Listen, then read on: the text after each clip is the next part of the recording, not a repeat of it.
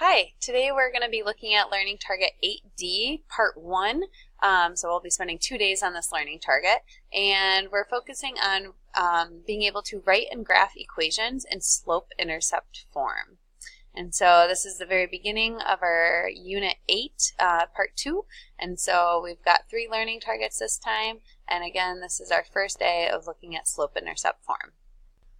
Okay, so when we say slope-intercept form, we mean that it is a general form of an equation for a straight line, and it looks like this: y equals mx plus b.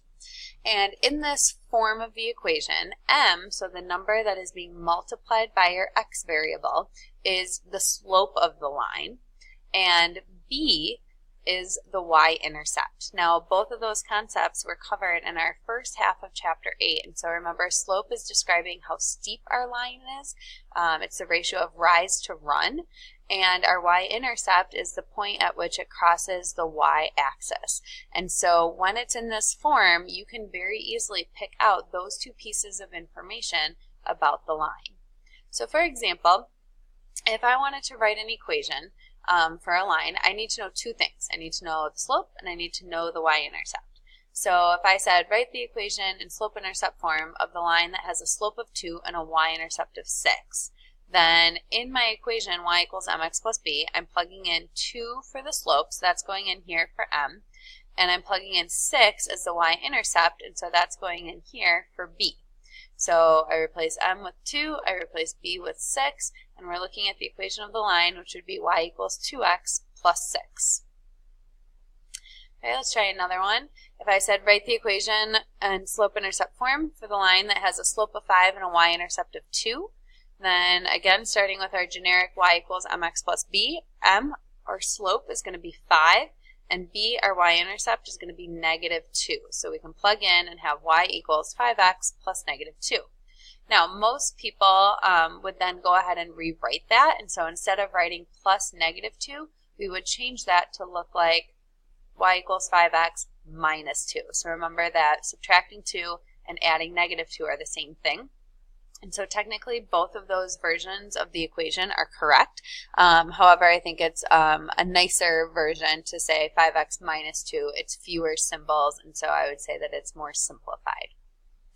All right, let's look at one more here. Write an equation in slope-intercept form of the line that has a slope of negative 3 and a y-intercept of negative 8. Okay, so again, when we start with y equals mx plus b, for m, that's our slope, so we're plugging in negative 3. And for b, our y-intercept, we're plugging in negative 8.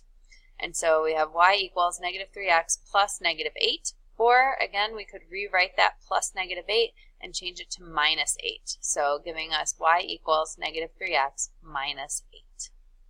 Okay, let's do one more example here. If I wanted to write the equation in slope-intercept form for a line that has a slope of negative 1 and a y-intercept of 4, so plugging in to y equals mx plus b, for m, I'm putting in the slope of negative 1, and for b, I'm plugging in the y-intercept of 4. And so y equals negative 1x plus 4. And you can leave it like this, or another option, and what you'll see written down a lot of times, like in textbooks and things, is that we would change this negative 1x to just read negative x. And so often we don't write a coefficient of 1, so like just x would be 1x, and so negative x would indicate negative 1x. So a final simplified version of this equation would be y equals negative x plus 4. Okay, so I'm going to have you guys try this next one. So if I asked you to write the equation in slope-intercept form for a line that has a slope of negative 4 and a y-intercept of 6, please select the equation that has that information correctly plugged in. Okay, hopefully you selected letter B, y equals negative 4x plus 6, because again our slope was negative 4, so that goes in as a coefficient of x. Our y-intercept was positive 6, so we'll see plus 6 on the end here. Okay, let's try another one. This time I'd like to have the equation for a line that has a slope of 3 and a y-intercept of negative 2. Okay, hopefully you picked letter C. So y equals 3x minus 2. That has a slope of positive 3. That's a coefficient in front of x. And the y-intercept of negative 2, remember, we'll rewrite that as minus 2. All right, and one more here for you to try. Write an equation in slope-intercept form of a line that has a slope of 1/2 and a y-intercept of 5. Okay, so hopefully you picked letter D. Our slope is 1/2, so that's the coefficient in front of x, and our y-intercept is positive 5, so that's being added on to the end. So y equals 1/2 x plus 5. Okay, so now that we've practiced writing the equation in slope-intercept form, we can also find the slope and the y-intercept of a line when given the equation.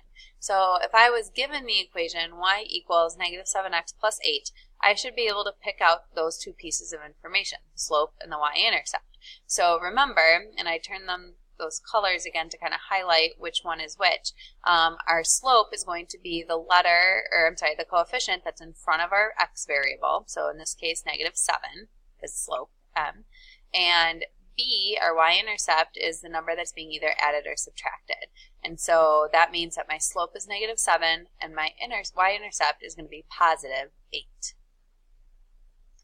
Okay, if I said please identify the slope and y-intercept of the following line, y equals 4x minus 5. Okay, so looking at that, our slope, remember, is our coefficient in front of x, so that means our slope is going to be positive 4.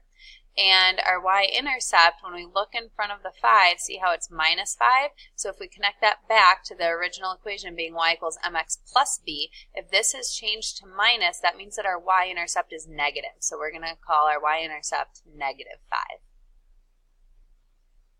Okay, try another one here. If I had the equation y equals negative x minus 7, let's identify the slope and the y-intercept. Okay, and so this time, if you remember back to a previous example, when we see a negative sign in front of x, even though there's not a number here, we can think of that as being a slope of negative 1, right? We can mentally stick a 1 in here between the negative sign and the x. Okay, and then our y-intercept here, we have 7, but we have a negative sign or a minus sign in front, so that means that our y-intercept is going to be negative 7. So again, our slope is negative 1, our y-intercept is negative 7. Okay, so I'm going to have you guys try a few here. So, given the equation y equals negative 2x plus 8, please identify our slope and our y-intercept. Okay, I'm hoping you picked letter D. Our slope is negative 2, and our y-intercept is going to be positive 8. All right, how about this one? Y equals 1/3 x minus 5. So pick out the slope and the y-intercept. Okay, hopefully you picked letter B. Our slope is 1/3. Again, that's our coefficient in front of x, and our y-intercept is going to be negative 5. So remember, we look in front to see if it's positive or negative. All right, and this one, what if we had the equation y equals negative 3x? So what would be our slope? What would be our y-intercept? Okay, hopefully you picked letter C. Our slope is negative 3. And our y-intercept is going to be 0. There's nothing being added or subtracted here on the end, so that tells you that the intercept would be 0. All right, so that concludes all the information we needed to cover here in this video. So if you could take a minute and record something you either learned or were reminded of, and then any questions that you have, that will wrap it up for today. Thanks for watching.